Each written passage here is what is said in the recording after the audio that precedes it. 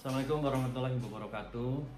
Selamat datang di channel di Tim Family Official. Ini adalah vlog pertama saya, di mana saya ingin sharing tentang COVID-19. Saya dengan Roy.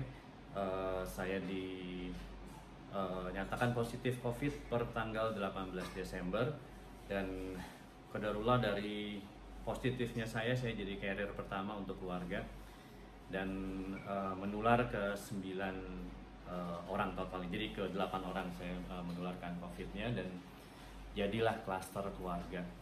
Nah, saya ingin sharing dari vlog saya ini, semoga bisa menjadi manfaat buat semuanya. Apa saja yang saya lakukan, obat apa saja yang saya minum, dan aktivitas apa saja yang dilakukan sampai kita semua 9 orang klaster keluarga bisa survive dan alhamdulillah bisa kembali negatif hasil swab PCR-nya. Oke, untuk detail dari kejadian COVID-nya akan ada di video saya yang satu lagi.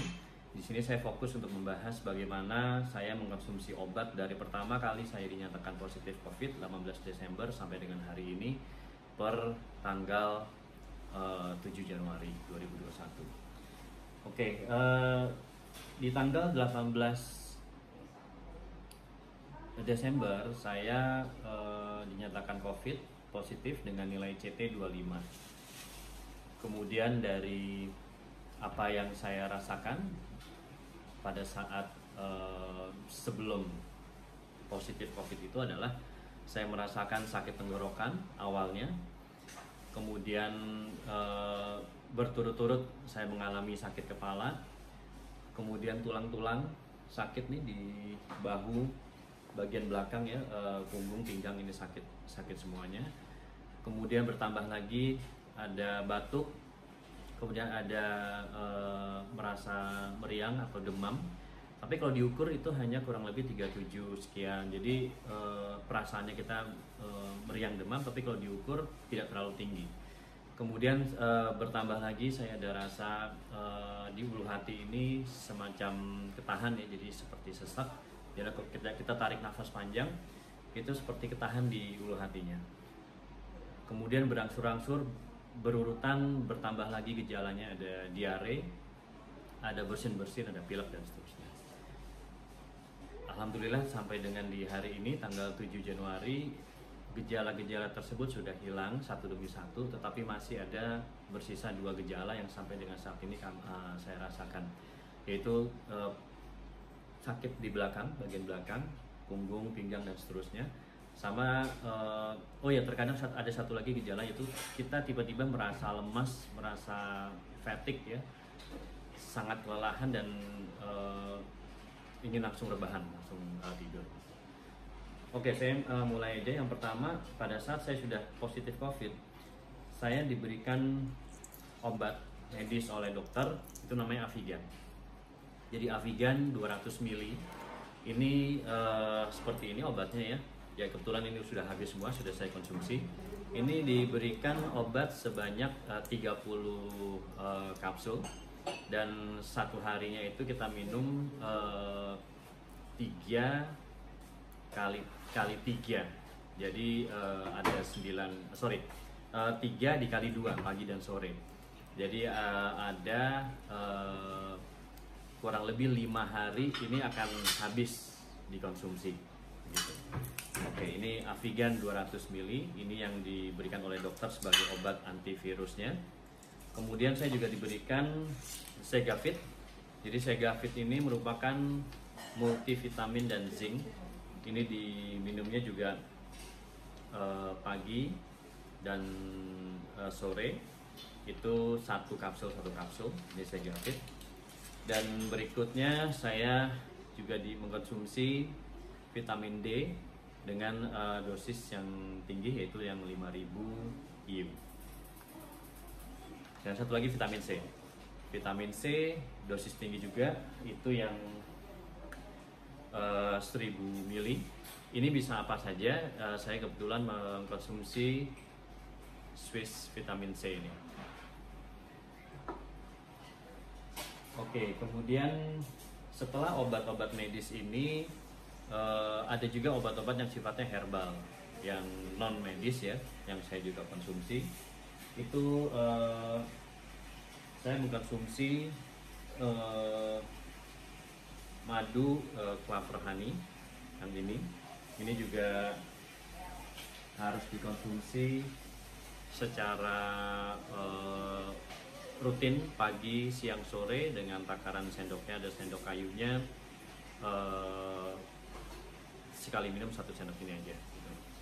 Kemudian yang lainnya saya juga minum obat Cina Lianhua. Jadi Lianhua ini diminum 4 kapsul sekali minum, dan ini diminum selama kurang lebih 5 hari saya mau konsumsinya. Satu yang mungkin harus kita perhatikan adalah antara obat medis dengan obat yang non medis, yang herbal. Ini biasanya saya beri jarak kurang lebih setengah jam sampai 1 jam setelah saya sudah minum yang obat-obat medis tadi, baru saya minum obat yang non medis, yang herbal gitu. Oke, kemudian dari obat-obatan ini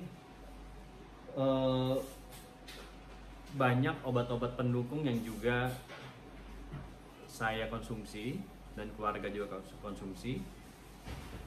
Di antaranya adalah ada habatus sauda, sari kurma, ini rosella ungu, kurkuma, spirulina dan seterusnya yang ada di dalam obat herbal ini, yaitu namanya extra food. Ini saya konsumsi juga, sehari itu bisa 5 kalian. Jadi sekali minum 1 sendok makan untuk meningkatkan daya tahan tubuh. Cukup banyak sih memang yang saya konsumsi ya. Ada lagi juga Pro-M. Pro-M ini probiotik. Ini juga diminumnya pagi sama sore 1 sendok makan. Kemudian ada juga madu hitam. Jadi banyak sekali ya, ini udah kayak apotik nih rumahnya nih. Madu hitam Darushifa ini juga diminum pagi sama sore 1 sendok makan. Kemudian ada Revsol juga, ini juga sifatnya madu pahit, diminumnya 5 kali malah, ini 1 sendok makan ya. Kemudian ada ramuan Dr. Suradi, ini saya juga konsumsi, ini 1 sendok teh dicampur ke dalam air dan diminum kurang lebih 3 kali sehari. Kemudian ada propolis juga, ini propolis ekstrak, ini dikonsumsi juga, sehari saya konsumsinya 1 nih. Nah sebetulnya dari semua obat-obatan ini kalau kita lihat banyak sekali gitu ya yang dikonsumsi, sehingga kita pun juga harus hati-hati, harus melihat bagaimana efeknya di tubuh kita, karena setiap penderita COVID itu akan berbeda-beda gejalanya. Kebetulan di saya gejalanya cukup kompleks, cukup banyak, tetapi alhamdulillah saya tidak ada sesak nafas yang parah gitu ya, dan juga tidak ada anosmia ya, kehilangan indera penciuman, kehilangan indera pengecap dan yang lainnya. Nah di obat-obatan yang diminum ini memang sekali lagi ini saya hanya sharing apa yang saya lewati dari 18 Desember sampai dengan Januari 2021. Dimana saat ini pun saya juga masih bersisa gejala yang ada di saya. Nah ini saya sharing apa yang saya konsumsi. Tetapi nanti di teman-teman COVID survivor yang lain mungkin saja berbeda. Jadi memang harus disesuaikan dengan kondisi badannya masing-masing. Nah, satu yang saya ingin sampaikan di sini, pada saat kita dinyatakan positif COVID, itu yang wajib ada itu adalah ada namanya oximeter. Jadi oximeter ini untuk mengukur kadar oksigen di dalam darah kita. Alat ini bisa memantau apakah kita itu berpotensi sesak nafas atau tidak. Jadi oximeter ini wajib ada bagi teman-teman COVID survivor yang memang memiliki gejala ya, ataupun yang tanpa gejala pun harusnya standby. Ini banyak ya di online itu beraneka ragam harganya, dari 90 ribuan sampai ratusan ribu, sampai yang mahal pun juga ada. Ini saya pakai yang biasa aja. Jadi intinya ini hanya ditaruh di jempol, kita nyalakan, nanti dia akan mendeteksi dua indikator di sini. Yang pertama adalah indikator kadar oksigen di dalam darah kita, dan keduanya indikator pulse rate atau heart rate-nya kita ya gitu ya. Nah di sini kalau teman-teman lihat di situ angkanya adalah 99 dan 79. Jadi alhamdulillah ini normal. Harusnya angkanya itu adalah di atas 95, karena kalau di bawah 95 itu berarti kadar oksigen di dalam badan kita itu sudah warning ya, kita udah harus hati-hati, dan itu akan butuh support oksigen supaya kadarnya itu bisa naik lagi. Nah pada saat saya kemarin itu mengalami rasa fatigue yang berlebihan, sangat lelah, kemudian tiba-tiba lemas gitu ya. Itu sempat saya di hari ke-6, hari ke-7 itu sempat saturasi saya itu bisa di 69. Terus ada yang 72, kemudian 77, kemudian naik 84 dan seterusnya. Tapi sempat ada di 69 dan 72. Nah, apa yang harus kita lakukan pada saat kadar oksigen kita itu memang betul-betul drop? Yang bisa kita lakukan sebagai COVID survivor dengan isolasi mandiri di rumah ya, itu kita harus standby oksigen can ya, atau oksigen tabung yang besar kalau memang memungkinkan. Nah, saya kemarin menyiapkan oksigen can ini, oksigen. Jadi untuk jaga-jaga kalau sampai terjadi sesak nafas. Nah pada saat saturasi saya turun itu saya pakai ini. Jadi ini sebenarnya ini hanyalah pertolongan pertama yang paling sederhana dengan oksigen. Tapi kalau bisa pakai oksigen yang tabung yang lebih besar itu akan lebih bagus, karena kita langsung dimasukkan selang ke dalam hidung dan kita bisa sambil beristirahat kita menarik nafas dalam secara kontinu. Kalau oksigen ini dia sifatnya hanya beberapa menit aja kita bisa gunakan. Jadi hanya seperti ini. Ini kita masukkan untuk hidungnya di sini ya. Nah kemudian di sini kita hanya semprot kurang lebih 1-2 detik sambil kita tarik nafas dalam. Ini supaya oksigennya masuk. Jadi contohnya seperti ini, saya contohkan singkat aja.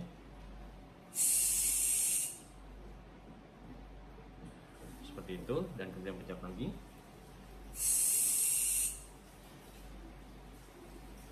Tarik nafas lewat hidung, tarik dalam supaya kadar oksigen dalam badan ini bisa terbantu.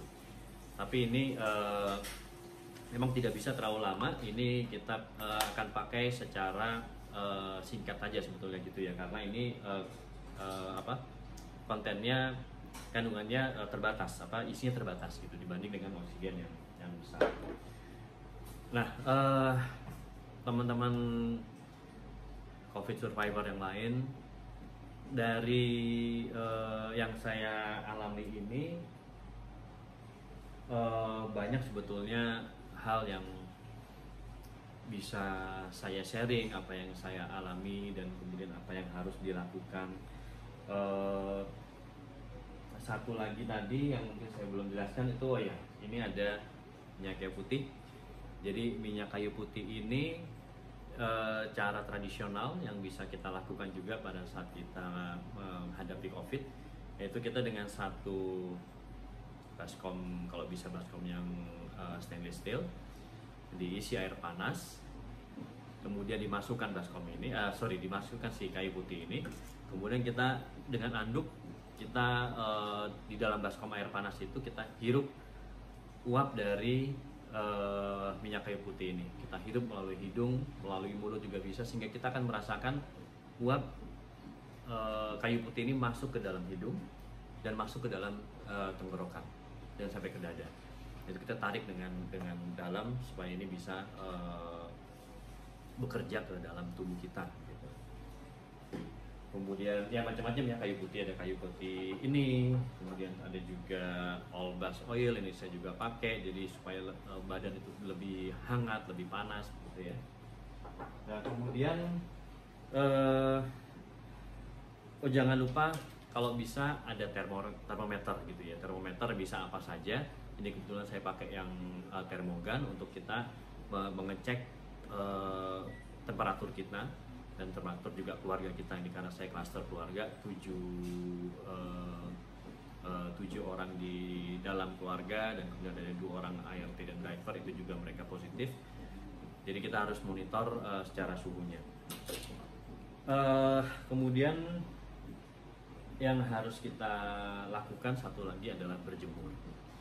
Jadi yang saya lakukan kemarin pada saat saya menghadapi COVID ini, dengan begitu banyaknya gejala yang saya rasakan di badan gitu ya, dari mulai sakit tenggorokan, kepala pusing, tulang-tulang sakit, ada batuk, ada bersin, ada pilek, ada di ulu hati merasa sesak, ada fatigue ataupun lemas yang tiba-tiba datang, ada diare juga.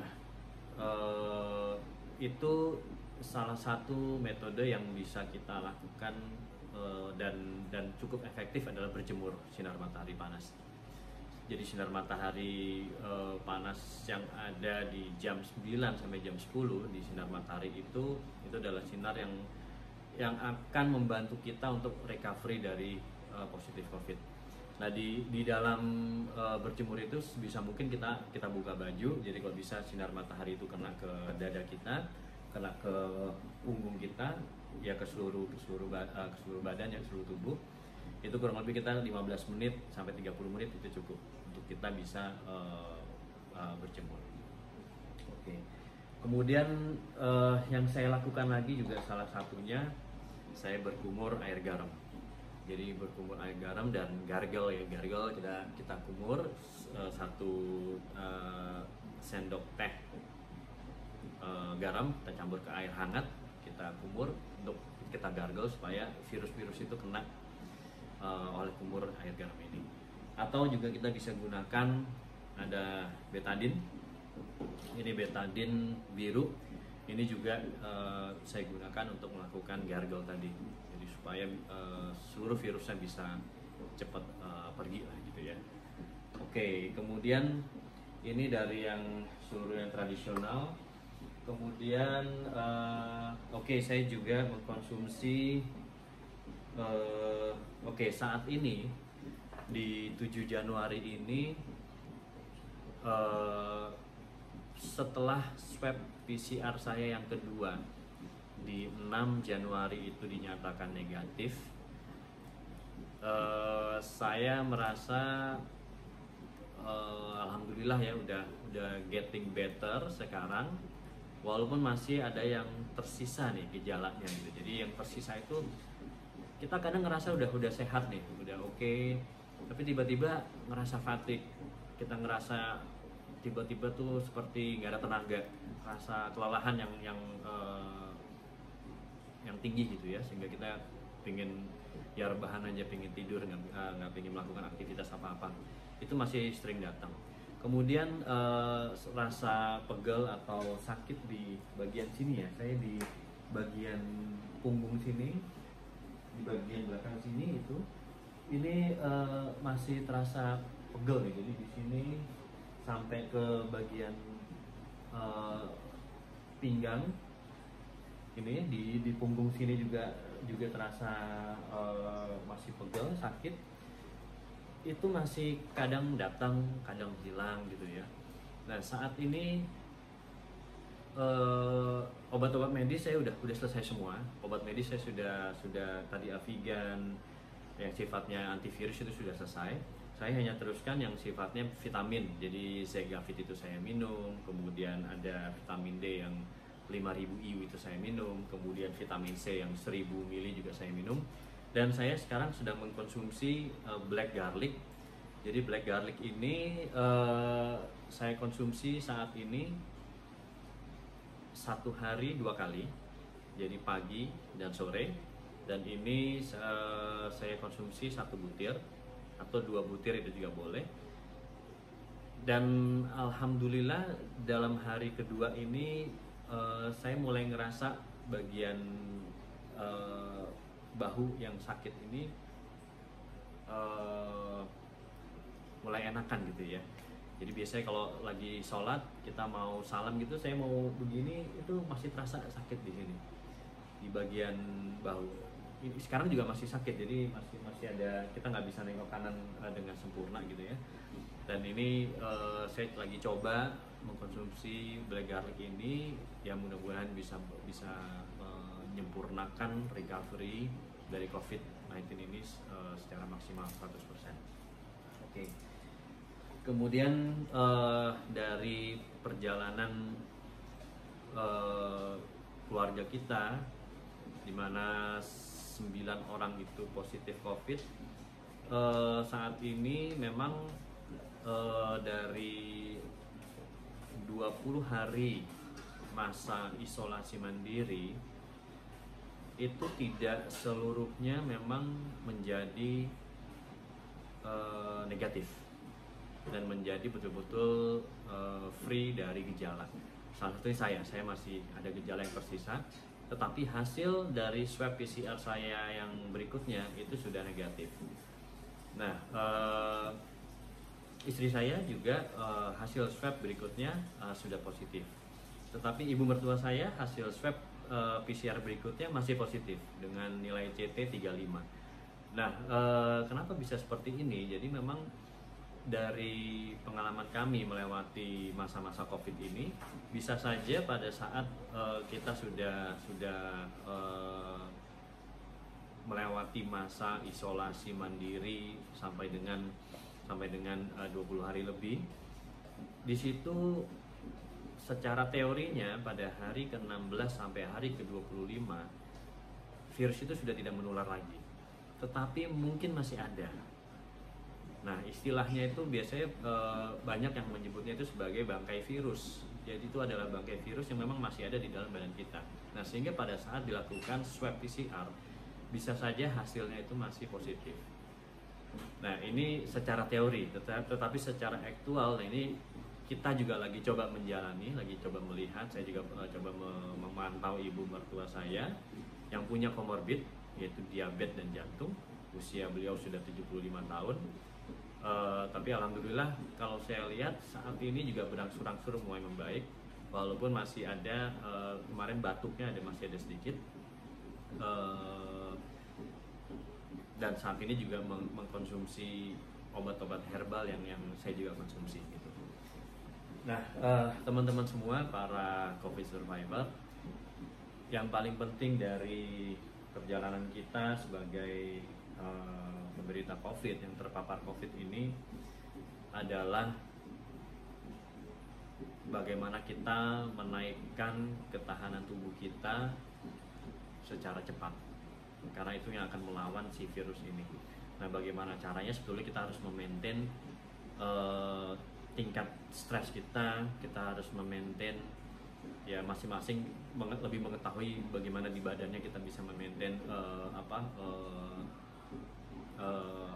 kecepatan untuk bisa kembali sehatnya itu seperti apa. Tapi yang paling penting itu adalah dari pikiran sebenarnya. Dari pikiran itu kita sebisa mungkin kita betul-betul jangan berpikir yang aneh-aneh, jangan berpikir negatif. Kita tetap semangat bahwa COVID ini bisa kita lawan gitu ya. Dan kemarin itu yang menjadi salah satu pertimbangan saya, sehingga saya dan keluarga ini melakukan isolasi mandiri di rumah. Karena terbayang kalau misalnya kita harus diisolasi di rumah sakit dengan jumlah 9 orang gitu ya, 9 orang, dan mungkin dari 9 orang ini sebagian ada yang OTG kemudian menjadi bergejala, dan ada yang dari awal sudah bergejala. Nah, kalau misalnya let's say seperti saya bergejala, ibu mertua saya bergejala, istri saya bergejala, anak-anak ada yang OTG, ada yang bergejala. Kalau sampai harus dirawat di rumah sakit, memang secara pemantauan akan jauh lebih baik. Alat-alat juga akan ada oksigen, ada ventilator dan lain itu sudah standby semua ada. Tetapi yang harus menjadi pertimbangan adalah kita tidak akan bisa saling menjenguk. Kita tidak akan bisa bebas beraktivitas seperti di rumah sendiri. Sehingga itu yang menjadi pertimbangan saya kemarin. Di samping memang rumah sakit penuh, saya mencoba menghubungi beberapa rumah sakit untuk menanyakan ketersediaan kamar untuk kita bisa dirawat inap. Itu semuanya penuh. Dan ya untungnya apa yang saya alami ini memang kategorinya adalah ringan sedang, bukan sedang ke berat, sehingga masih ada spare waktu di situ untuk kita mencoba menunggu apakah rumah sakit itu sudah akan ada ruangannya tersedia. Tapi sambil berjalannya saya menunggu, saya ya berpikir lagi, kalau misalnya sampai saya harus masuk rumah sakit, ibu mertua saya harus masuk rumah sakit, istri saya harus masuk rumah sakit, anak-anak misalnya berkembang dari OTG menjadi bergejala dengan tingkat ringan, sedang ataupun keberat yang harus ke rumah sakit. Di situ saya berpikir bahwa tingkat stresnya mungkin bisa menjadi lebih tinggi karena kita tidak bisa saling melihat satu sama lain. Kita akan ada di yang saya ada di bayangan saya, kita akan ada di satu ruangan yang mungkin bisa jadi digrupkan atau bisa jadi terpisah. Dan kalau misalnya terpisah berarti kita tidak bisa saling bertegur sapa, kita nggak bisa saling ngobrol, kita nggak bisa saling lihat bagaimana kondisi hari ini dan seterusnya. Sehingga itu yang menyebabkan biasanya tingkat stresnya menjadi lebih tinggi. Nah, atas dasar itu kita putuskan isolasi mandiri semuanya di rumah. Dan di sini yang menjadi luar biasa adalah saya menularkan ke 8 orang yang lain. Di keluarga saya, semua anak-anak saya kena, istri saya kena, keponakan saya kena, ibu mertua kena, asisten rumah tangga kena, driver kena, kecuali satu. Anak perempuan saya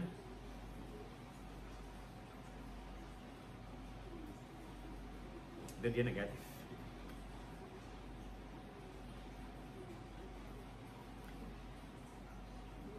Ya, jadi saya sangat bersyukur ada satu anak saya yang masih negatif gitu ya. Dan kita kemarin putuskan, pertamanya dia diungsikan, jadi diungsikan ke rumah kakak ipar saya gitu ya, di kompleks yang sama, jarak beberapa rumah. Tetapi setelah hasil swab PCR berikutnya ternyata kakak ipar saya juga positif, sehingga pada saat itu terjadi sebuah dilematis yang sangat tinggi ya, bahwa bagaimana dengan anak saya yang perempuan ini, si Alea ini gimana nih? Apakah tetap dilakukan pemisahan atau bismillah kita jadikan sama-sama, kita satu keluarga, tapi dia satu-satunya yang negatif. Akhirnya dari berbagai pertimbangan ya saya putuskan, saya dengan istri berunding, saya putuskan bahwa oke, kalau begitu kita jadikan satu saja, bismillah.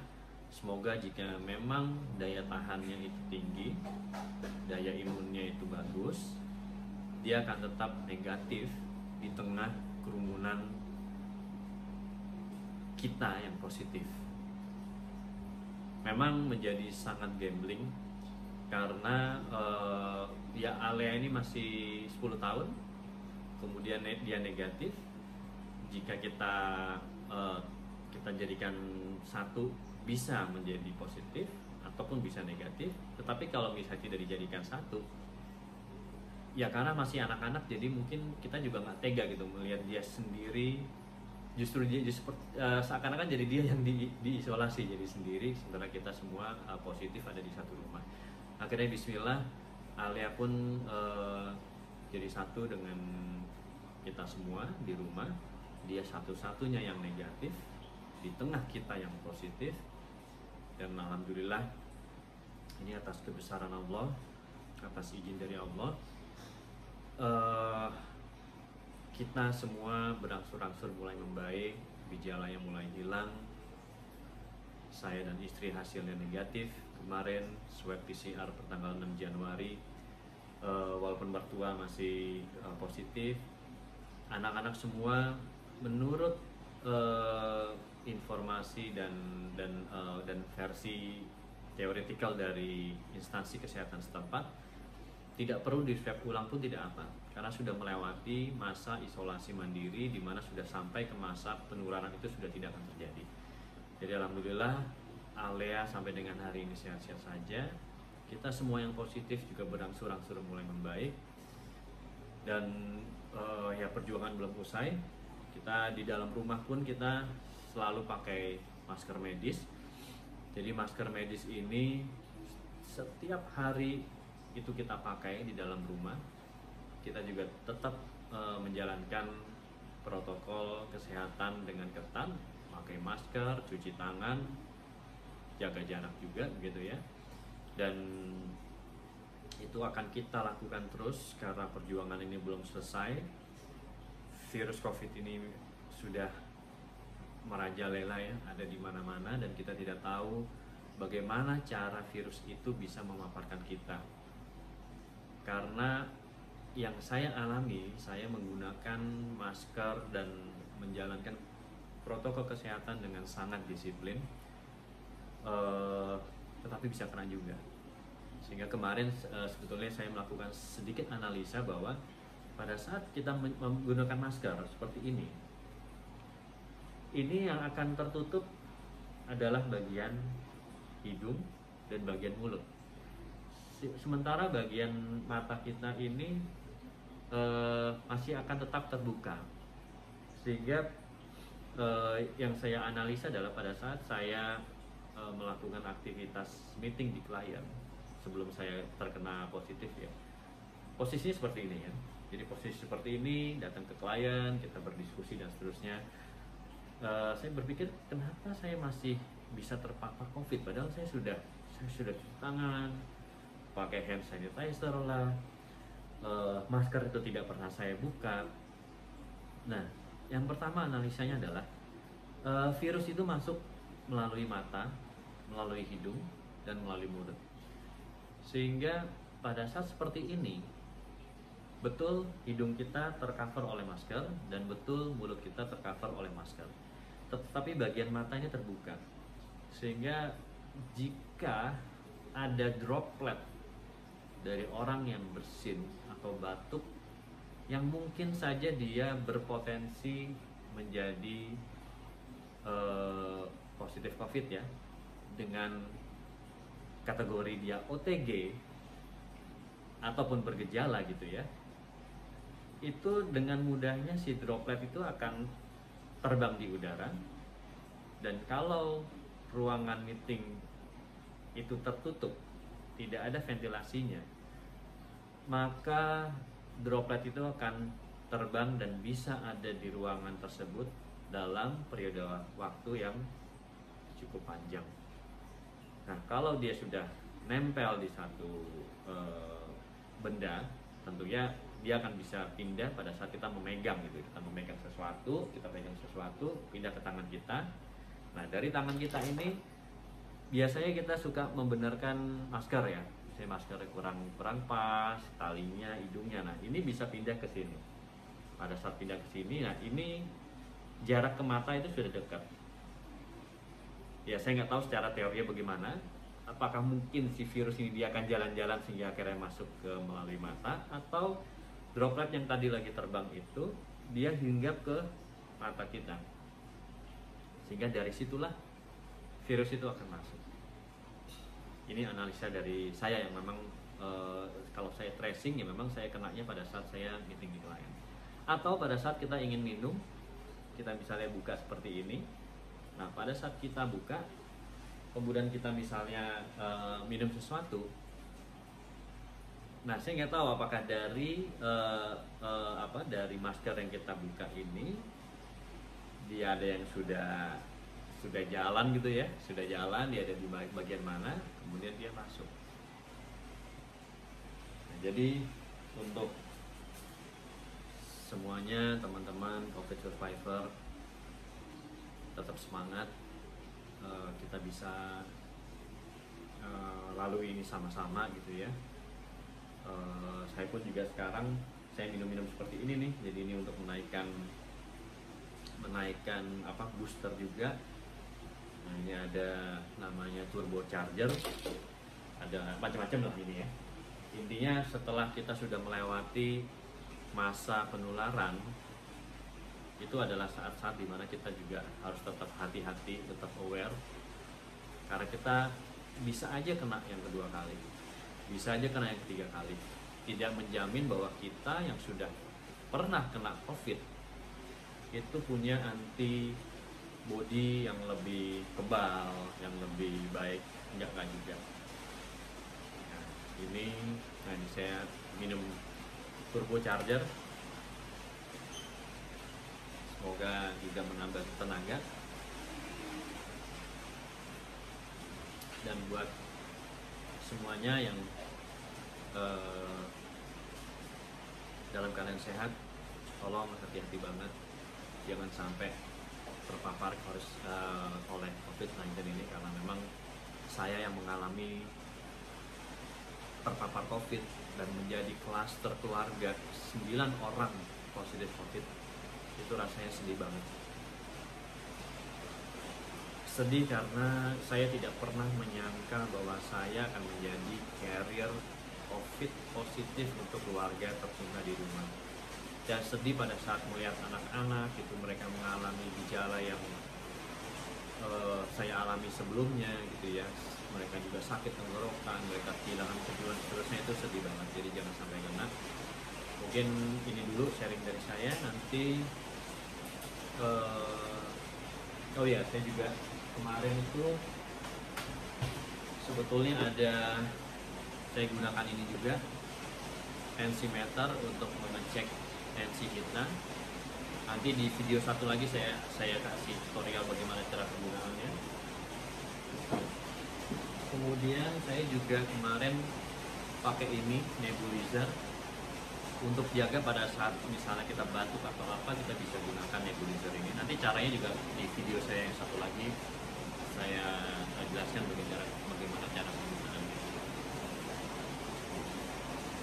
Oke, teman-teman semua, take care, stay safe. Dan untuk teman-teman COVID survivor,